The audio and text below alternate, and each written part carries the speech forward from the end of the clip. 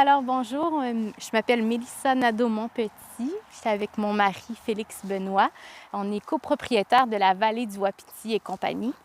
On est propriétaire depuis juin 2023, donc on est assez nouveau dans le domaine, mais on a eu vraiment le coup de cœur là, pour cette belle animal là, qui est le Wapiti. Ça l'amène son lot de défis. C'est sûr que le besoin de pas le besoin, mais un peu le manque d'informations, de renseignements qu'on retrouve à propos du wapiti, étant donné que c'est assez particulier comme élevage.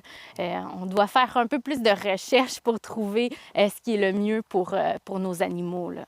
Au niveau de l'alimentation, je pense qu'il faut vraiment travailler de pair avec une meunerie, puis tu sais, de faire pas des tests, mais oui, un petit peu, d'aller chercher aussi du soutien auprès des autres éleveurs pour trouver qu'est-ce qui est le mieux. Parce que, comme on disait, la banque d'informations est mince, si on veut. C'est ça, on peut pas faire beaucoup des essais-erreurs, ça reste que c'est du vivant, donc on peut pas changer son alimentation là, à toutes les semaines. C'est vraiment d'y aller avec c'est ça, des professionnels autour, aller regarder qu'est-ce qu'on a comme foin selon la saison.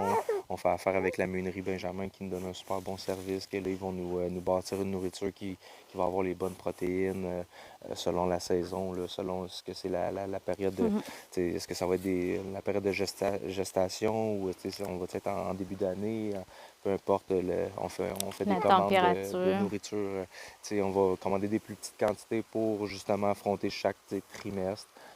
Ça aussi, c'est un défi, mais c'est de quoi qui est hyper important pour nous, là, le bien-être animal. Donc, c'est par là que ça passe en premier lieu.